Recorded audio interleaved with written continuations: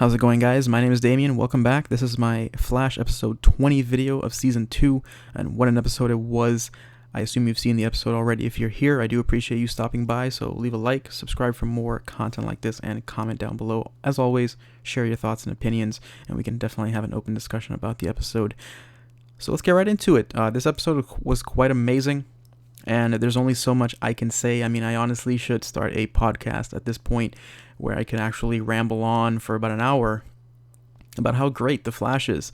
I mean, they just have an amazing cast. They really do. They have great chemistry together, and a lot of the things that happen on the Flash really set the bar. And every time I say that this show really can't take it to a level higher than they already have, they surprise me and they do something just really amazing. So this episode was great, and I guess what I really want to start talking about is I actually want to open up talking about Cisco, because he was great this episode. He just had his scenes felt a little bit more weighty, and also his character in general. He continues to just be the guy that brings that comedic type of dialogue to situations that are never really hopeful. He always manages to put a smile on your face and make you feel better. In general, he just gives you that quick laugh, and he has the witty one-liner, and it's great. It's really, really great. His character is definitely a hidden gem that I think a lot of people might not even really appreciate as much. So let me know what you guys think about him, because he just is the guy. He's just always cool. He's really funny, and he's just enjoyable to have on screen. And again, to me, he's the backbone of Team Flash, especially now with Caitlin not being there. You really just kind of see that he's the guy that carries them when he's the foundation for the most part, when things just don't look like they're going to turn out well. So I really enjoyed his scenes. The episode was fantastic. Harrison Wells from Earth 2, again, Tom Cavanaugh, the guy he truly is. I'd never heard of his name before watching The Flash, but he seriously is impressive. Between playing Harrison Wells Earth 1, pretending to play Harrison Wells Earth 1 rather, whilst being Eobard Thawne, that's one character, and then being Harrison Wells from Earth 2, that's another character. He just continues to shift. And then, of course, being Harrison Wells playing Eobard Thawne full on, when they had that episode in season 2 when Barry ran back in time. There's just a lot of his character he's so fleshed out. He has the ability to really explore these character options. So he really just did a fantastic job, and he's not as caring about Team Flash as I guess some of the rest of the guys would like him to be. He's just like, yeah, let's build a particle accelerator, let's get Barry his powers back. It's the only option. We have nothing else. He's not really thinking too much about what could happen, and that really is what distinguishes his character from other characters on the show. Whereas Iris and Joe, all these characters are actually looking at Barry's well-being and all of that. So again, great cast, really, really great. They just have this balance, and it's really, really fun to watch. So big thumbs up for Harrison Wells, his character. I hope he stays around. I want him on the show until the show ends. I don't want him to ever leave the show. I think it would be really, really disappointing if it happened. So Tom Cavanaugh, I know he'll agree with me on that one if he does watch this video. But yeah, he's really great. Now, I'm going to talk about Barry and Iris actually towards the end, but to talk about Barry for a little bit, his character, he definitely established that he has the weight of the world on his shoulders in this episode, and he had that look, the same look that Tom Welling used to have on Smallville whenever he had to make a big decision, and when there was just multiple scenarios that could be potential outcomes. That was the look that he had. He just was conflicted, and that's actually why he didn't react to Iris maybe the way I think a lot of people hoped he would, because there's just so much on his mind. But really fantastic episode. The set was great, and the visual effects for this episode was amazing as well. So to touch on Zoom really quick, every great villain always has a weakness, and Zoom's weakness is going to be Caitlin. It's going to be his downfall, because let's entertain the idea and be hypothetical here. Let's say that Zoom, even though he had Caitlin as his hostage, or whatever it is that she is to him, and then he decides, you know what, I'm actually going to kill Barry, I'm going to kill Joe, I'm going to kill everyone that gets in my way or that can potentially thwart my plans, there would be no problem. But what does he do? He lets them live after that scene at Jitters, when he spared their lives because of Caitlyn. Again, his downfall, because if he hadn't done that, well, Barry wouldn't have been able to hop into that particle accelerator or that device, and the particle accelerator wouldn't have come on and then merged him with the Speed Force, which is another really big thing. So tomorrow I'm actually going to do a separate video, a bonus video of sorts, just talking about the Easter eggs from this episode, because there's just a lot of them, because they're pulling from Infinite Crisis and from the Flashpoint Paradox in a lot of those scenes. So I'm gonna do a separate video talking about that tomorrow, so look for that if you want to hear my thoughts on that as well. So Zoom was great, fantastic as always. I can't wait to see what he does next, because his character is amazing. And at this point, I'm hoping for one final Flash versus Zoom fight in the finale, where the Flash is... I imagine when he comes out of the Speed Force, he's probably going to be amped up a little bit. His speed, I think, is going to reach new heights. He's not going to need the tachyon device to boost his speed anymore. I think he's just going to be really, really fast. Maybe. At least that's what I'm hoping for anyway. I've seen it happen a couple times on the animated show, like the Justice League and stuff like that. He's merged with the Speed Force before, because he just... Like, there was one episode where he went really fast. He went so fast that he literally became light itself. So, and then they had to... The entire Justice League had to basically pull him out. So I'm looking forward to see what they're going to do with it, because there's a lot of different scenarios they could definitely pull from. So I'm hoping that also Iris is his anchor for him coming out of that little realm that he's in, whatever plane of existence he's in. I hope Iris is kind of like one of the driving forces to get him out. That would be cool also. And having Henry Allen there too. Before I forget to touch on his character, it was great to have him back. Just kind of weigh in on the decision-making process. You know, his father is still... He has two fathers in his life, and there's definitely a legitimate reason for him to be there and for him to be part of that decision. So there was... All of that was great. They established a lot of things with this episode, just as far as setting the stage for Barry to make his decision. And then when he realizes, well, I have no choice. Zoom is going to destroy this world if I don't do something about it.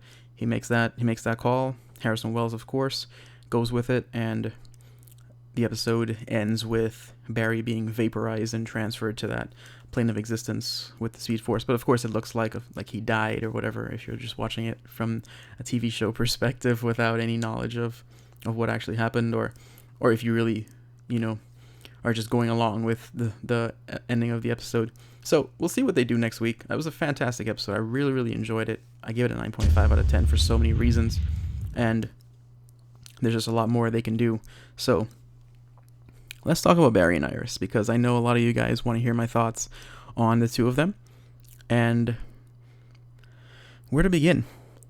So let me just give you a quick breakdown. This video is going to be a little bit longer just because of Barry and Iris, but to give you a quick breakdown, I've been a fan of the two of them since the pilot, and I knew that when they were doing a Flash TV show that Barry and Iris was going to be the relationship to go for. I knew that because they've just had so many great storylines in the comics, and she's just been a part of his life in so many ways in the comics that there was no way they could ever do anything else.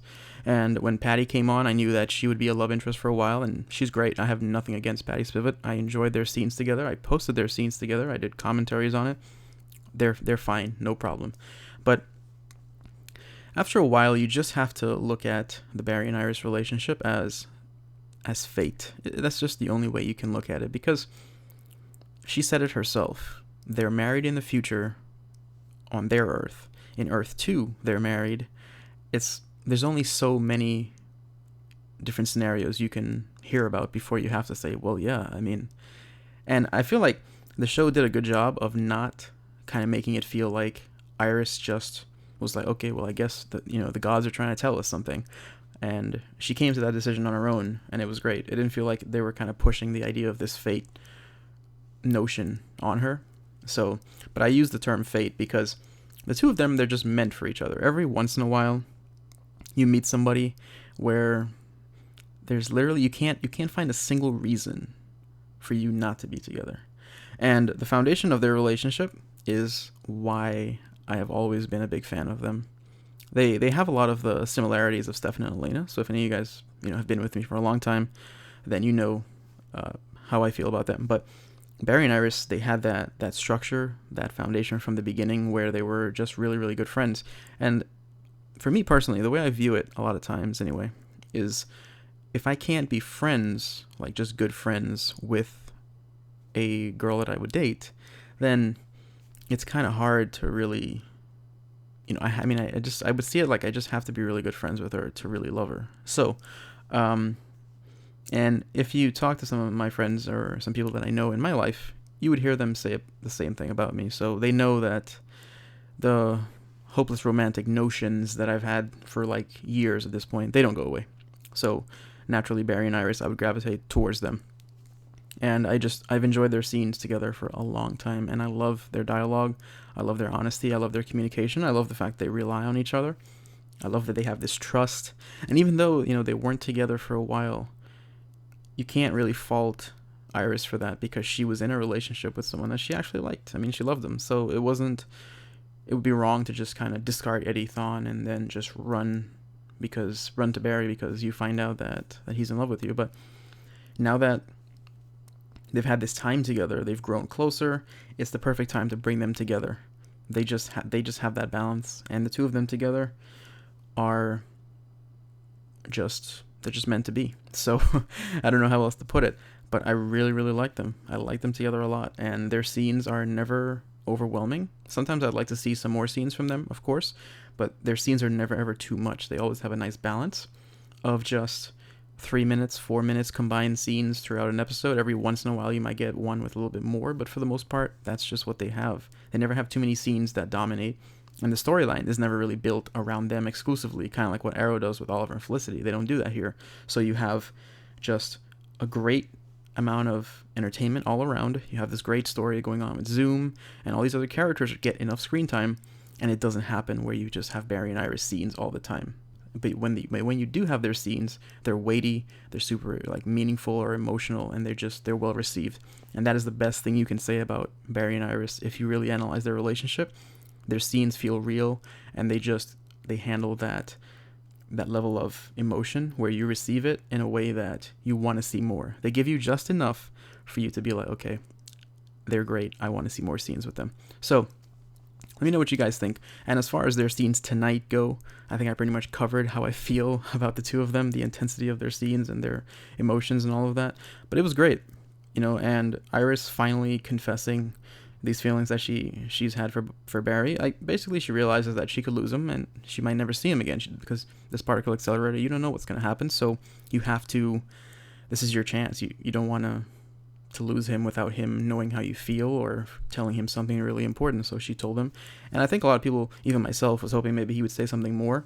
But again, weight of the world on his shoulders, weighing the decision to actually get his powers back. There's so much going on in his mind. That's why he was like, why are you telling me this now? And then there's their second scene, their very short scene when he was actually in the device getting ready, and she says, no matter what happens, it's not going to change the way I feel about you. That was just a defining moment, and I know he's going to remember that when he's in this plane of existence. So next week is going to be great. WestAllen's fantastic. Episode 9.5 out of 10. I love The Flash, if you can't tell. So subscribe, and I will see you guys tomorrow night for Arrow.